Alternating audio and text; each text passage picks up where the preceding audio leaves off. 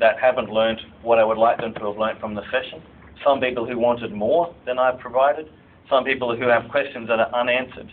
And at the end of today, I probably would have no sense of that unless I do a few things to sort of supplement it. Maybe after today, after the class, I set something online. Or even ask you right now to write down one thing you've learned, one question you still have, and give me some feedback. So it's never, from my perspective, and I am passionate about this, I do believe in technology as fit for purpose, not as a one-size-fits-all. You know, it can never replace some discrete events that have to happen in the physical world, so to speak. When I was going for this job as a learning designer, they asked me, you know, in education, when is e-learning not appropriate? And I said, never, never, it's always good. And then as the interview progresses, I thought about this. Okay, I'm teaching nursing, I'm teaching how to give an injection. I can set up a simulation so you can try it carefully rather than try it on the real person and make mistakes. But at some point in time, you have to be able to do that as a nurse. Similar, in a science endeavor, the Bunsen burner, you know, I can set up some animation, some event to test your understanding of this, but if you can't light it to do the experiment, and I mean, big picture questions you raise in terms of, well, if we're suggesting that technology can help more, in the past we're still in a good, well, relatively good state of affairs, broadly, socially, and so on and so on. So why change? You know, why change? We're motoring along fairly well. And I think a lot of authors now are talking about, in terms of at least education, some change that's going to happen irrespective of us. Not so much from a teaching perspective, but from the people we're teaching. You know, the bottom line, I think, is if the people I'm teaching, because I do some teaching at Hong Kong University, if I'm teaching them to be a citizen in this century, it's not the century I was born in. So there are some things fundamentally that have changed in terms of the nature of society.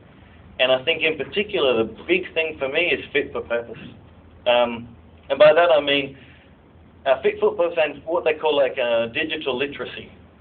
You know, technology has so many possibilities. It's so broad at the moment. You know, if you do a search for language learning, mobile language learning through Google, I guarantee over 1 million hits. Okay? So there's this notion of now tapping into this collective intelligence, this sort of social intelligence. When I was coming to Hong Kong, I did some research on places to stay, to rent an apartment. And equally valuable were not so much the real estate websites, but someone's recollection of the area. You know, these things I found useful. So this, I think, is where things are changing. I mean, it's a much bigger debate than I think we have time for today in terms of comparison, the previous educational models and what I see as some changes. I see but I'm happy to talk more. It's double-edged, I think. Yeah. My own case, I mean, I'm interested in history, and for the first time in my long life, I am now an expert on any aspect of history. Not because I've learned it or know it, but because I know if you say something, I can look it up very, very quickly and come back to you straight away. And I think that's great from my point of view, because it's great in a conversation in a bar or something. We talk about events. But another point of view, it's superficial knowledge, and I don't really know. That's right. It's just there on the computer, and I think that's sad. At a very esoteric level, it's the difference between knowledge and wisdom. Yeah. But I mean, we've sort of gone off mobile language learning, but at a framing sort of questions, which I really enjoy these sort of discussions, actually. I think there should be more of them in the university context. Discussions about how we maximize the collective intelligence of a faculty, a department. Because what worries me in terms of some structures is, with due respect, the staff member who have been here for longer, eventually you will go and take with you an enormous amount of understanding of this subject area and how to teach it effectively. Whether it's with technology or not is another aside. And so some way of capturing that, I think, is certainly what a lot of organizations are looking at.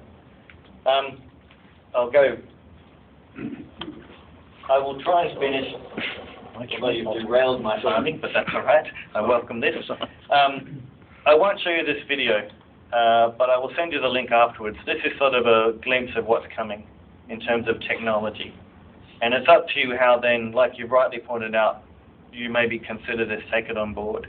It's basically looking at, how we maximize the collective intelligence of, a faculty, a department. Because what worries me in terms of some structures is, with due respect, the staff member who have been here for longer, eventually you will go and take with you an enormous amount of understanding of this subject area and how to teach it effectively. Whether it's with technology or not is another aside. And so some way of capturing that, I think, is certainly what a lot of organizations are looking at. I'll go. an always connected sort of thing with the ability to project on any surface. So in this scenario here, you can't see it very clearly, but behind this is the person's hand. This is their hand holding it like this, and it's a device here, and they make a phone call. They have two connections on either finger and talk. If they want to take a photograph, they do this with their fingers, and the device takes a photograph of whatever's in front of them. They have a device where it recognizes who you are, as maybe you're a student, and displays on your shirt student ID, good at, grade point average, likes. Maybe that's obviously not maybe so appropriate. A lot more issues than you raised about privacy and so on. Yeah, well, there's a reverse maybe in a way. It's interesting to see how all these ideas have come up in science fiction. Minority Report. Yeah, we've seen it all before. Yeah. But I mean, there's definitely change of behaviours, and I think one certainty is that people will start to use these devices in unexpected ways.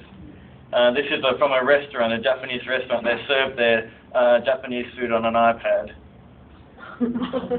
This video, which similar to time, I won't show you, but I will send you the link. iPad and Velcro. It sort of says a match made in heaven, and basically the guy tapes Velcro to the back of his iPad, puts Velcro, the other connecting part, on his car, and GPS. It's a TomTom for way less than the price. The navigation. Equally as much, he sticks it on his wall for photos. He's cooking, sticks the iPad on Velcro beside the cooking, so it has a display video of, okay, put this in now. Puts on like a motorbike even.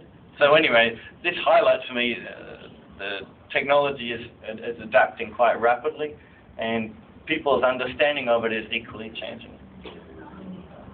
I don't know, as a final thing, and then I'll let you go on your way. I have to show you this if you haven't already seen it.